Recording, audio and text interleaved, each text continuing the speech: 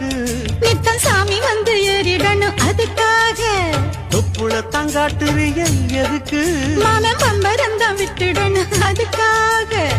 சும்மா நாச்சு பார்க்கும் போது சூட்டனையும் ஏத்துற சாராயத்தை கண்ணுல வச்சு ஆளு மேல ஊத்துற காஞ்ச மாடு கம்புலதான் பாஞ்சது போல் தெம்புலதான் நீயும் மேய பாக்குற மூட்டை தூக்கும் மாமாய் அழகு மான தூக்கலாமா மாமன் வீரம் என்ன